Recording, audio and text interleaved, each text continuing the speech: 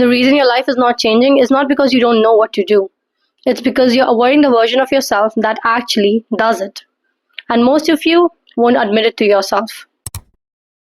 Assalamu alaikum everybody, welcome back to my channel. If you're new here, hi, my name is Nida and I help people get into their self-love, self-development journey through sharing my writings, my experiences and everything in between. So let's get started. You know that time when you want everything to change, you have goals, you have vision, you have dreams, but somehow things won't click for you. And that's not because you're not capable. It's because the version of you that actually experiences those things, those amazing things that you want, does not exist yet. The first reason is that you keep reinforcing the problem that you complain about. I have talked about this before. The more you talk about a problem, it is gonna increase. Not because suddenly it's gonna start happening more, it's because your focus is entirely on the problem and not the solution. The way you talk about your life is the way you keep recreating it. If you keep telling yourself that your life is such a mess, that you can never get anything done, that nothing ever happens in your favor, trust me when I say this, nothing is ever going to happen in your favor because that is exactly what you believe. And what you believe is what happens to you. And you know what? I did not realize it myself. It's only after I worked and I started noticing these things that the more you talk about the bad things, more bad things are going to show up.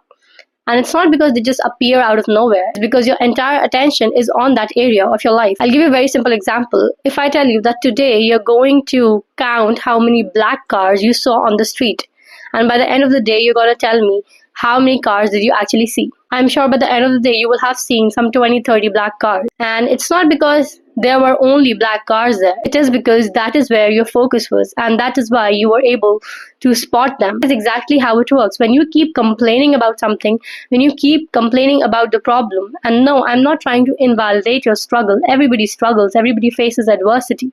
If you keep on complaining about it and never stop, if you keep on thinking about the problem and never the solution to actually solve it, never how to actually move forward, the problems are going to remain where they are. And you will not be able to see the slightest bit of change in your life, the slightest bit of improvement in your life, because you have decided that your life is a mess, that you always have problems somehow. And I know it's not easy. You cannot shift your mentality in just like a blink of an eye because it takes time.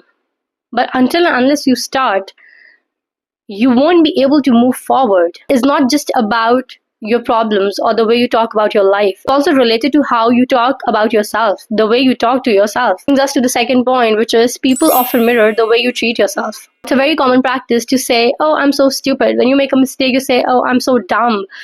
Oh, I cannot get it right. Oh, I always mess things up. And it kind of makes me sad how common this is, but this is so unhealthy for your mental health and like for your self-image. If you believe that you are stupid, if you believe that you are not worthy of anything that you want, why would any other person in the world believe that you can get them or that you are different from the way you speak about yourself? If you are constantly disrespecting yourself, don't be surprised when other people follow lead. And you might think that this does not matter. But when you are in a group or whatever, and you have said it like a multiple times that you're stupid or you're dumb, you will notice that people will start calling you dumb and start treating you that way. It's not just a casual thing or like a silly thing. It is serious. You think people that laugh on you when you call yourself names, bad names, they think differently? They don't. And no, I'm not talking about that one nice friend that you have or like 2, 3 nice friends that you have.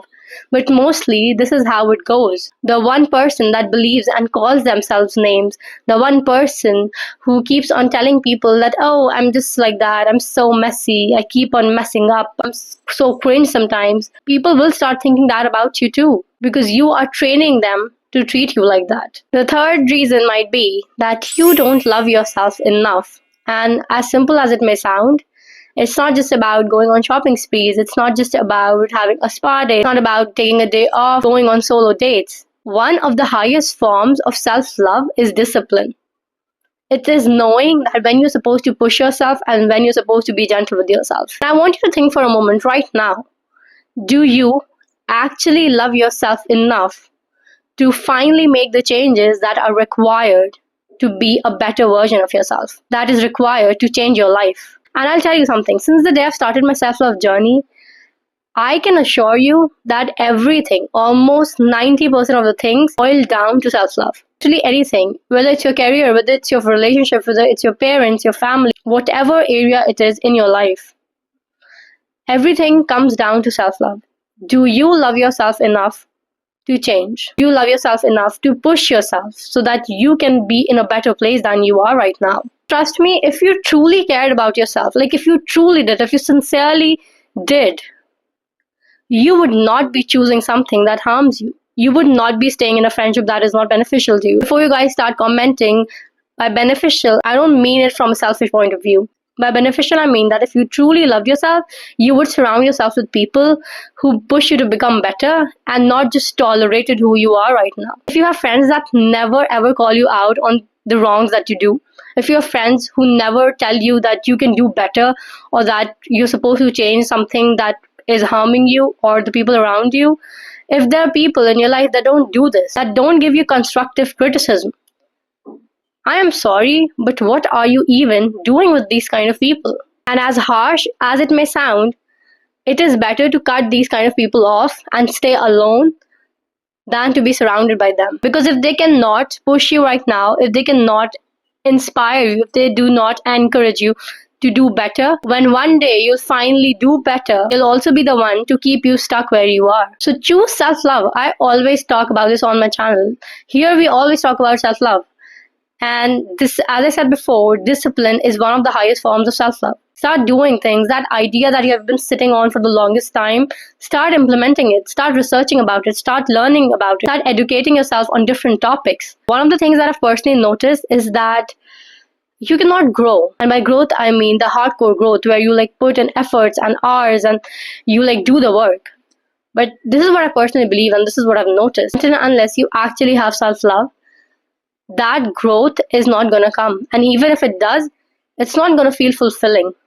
There are so many cases of people who are successful, wealthy, rich, but they don't love themselves.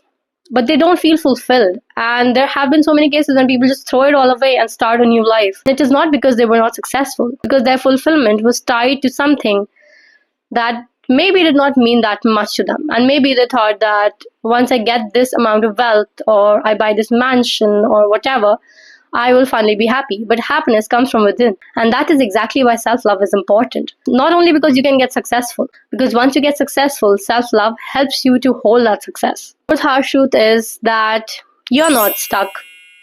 You are just avoiding discomfort. Everybody, most of the time, they know what they're capable of. You know how much work you can do. You know the art that you can put in. But you are not ready to feel the discomfort that comes with the work, the sacrifices that come with it. How will you even grow if you're not ready to be uncomfortable?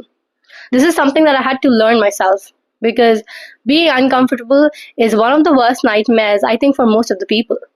Leaving your comfort zone, trying out different things, talking to new people. These situations are all uncomfortable, and that is why most people don't do it. They try their best to avoid it. And maybe this is exactly what you're doing. The first time I went on a solo date, I was super nervous. I was out of this cafe on the door and I was like, should we go back? But I mustered up the courage to do it. And the first time it was super awkward. It was so awkward. I was like, okay, I could not even film myself. I could not even make a proper video or a picture of myself. I was that nervous. Sitting on a table alone, that was my first time. But then I went twice and I was still nervous. Then I went the third time and I was a tad bit less nervous. And after that, the embarrassment just went away. And it was only because I decided to do it the first time. Had I not did it the first time, anything further than that would have never happened. That is exactly what you need to do. You'll be uncomfortable when you keep your phone down to work, when you stop doom scrolling. It is going to get uncomfortable. You need that dopamine hit every day because you have been doing that since I don't know when.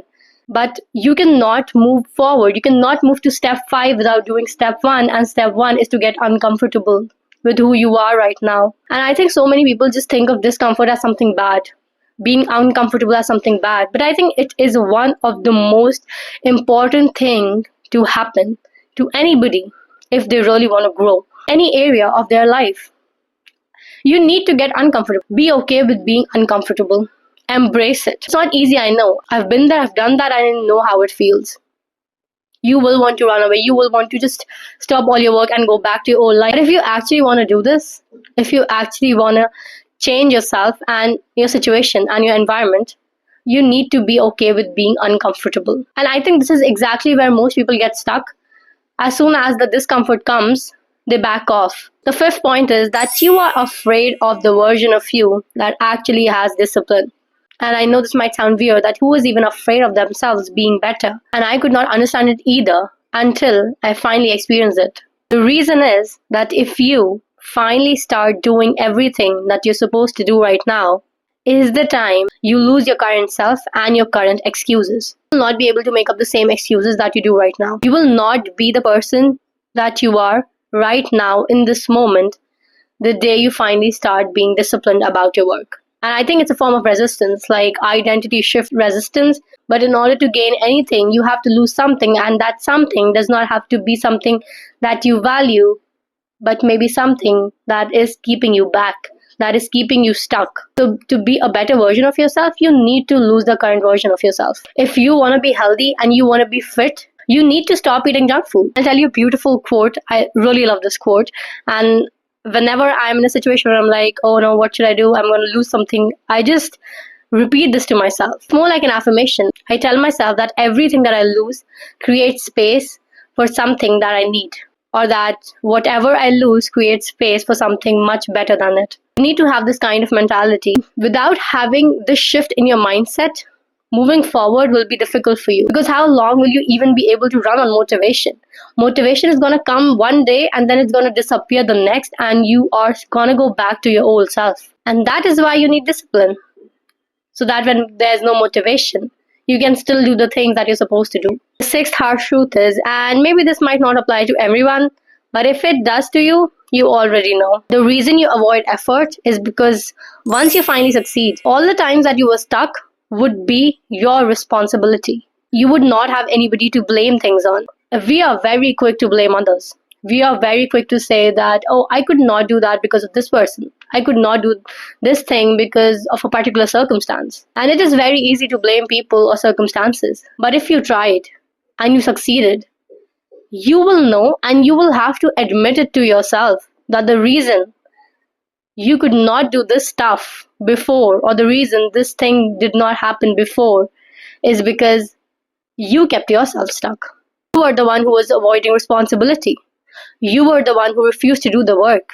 And that is why you stayed where you were until you finally tried. I think this is why so many people self-sabotage, because they don't want to take responsibility. They fear accountability.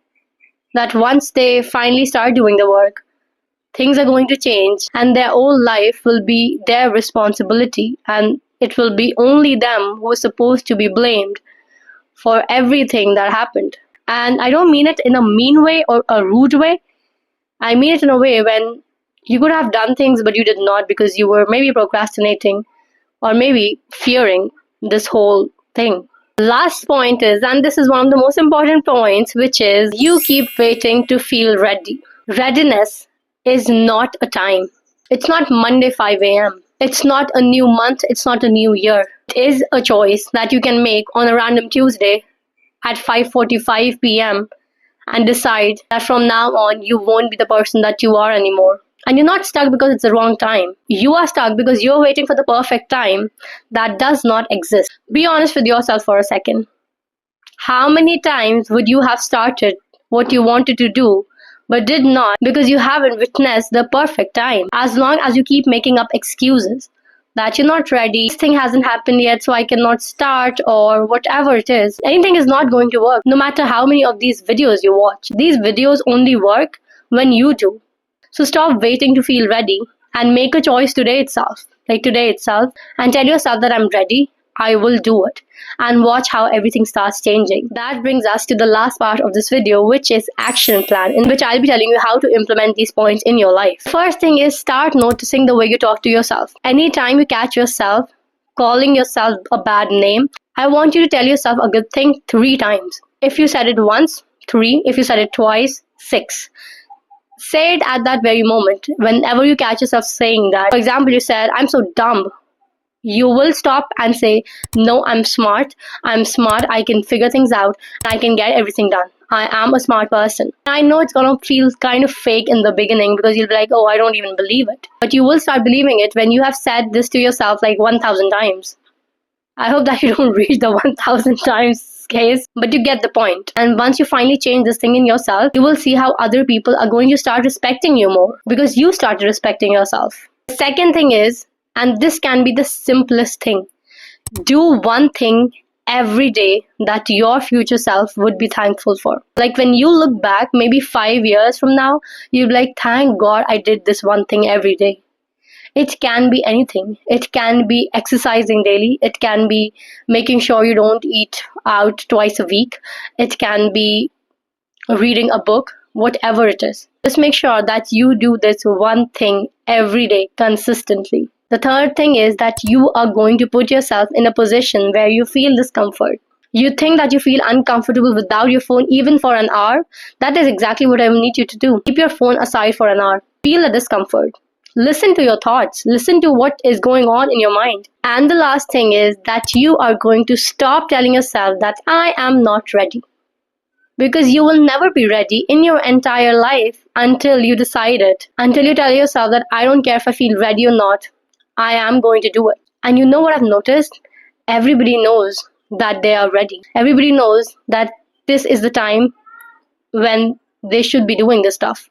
But they don't. We use not being ready as an excuse. Then suddenly 10 or 15 years have passed and you're regretting your decisions. So next time if you do something and you know it in your heart that you're supposed to do it now, but then you start having second thoughts, stop and do that thing. Before I go, I'd like to say something that honestly, you don't need more advice. You have already watched multiple videos, listened to multiple podcasts. You just need to start applying what you already know. That is it for today's video. I hope that you enjoyed it. I hope that it was helpful. If there's any other thing you want me to talk about, let me know in the comments and I'll see you in the next one. Till then, stay safe.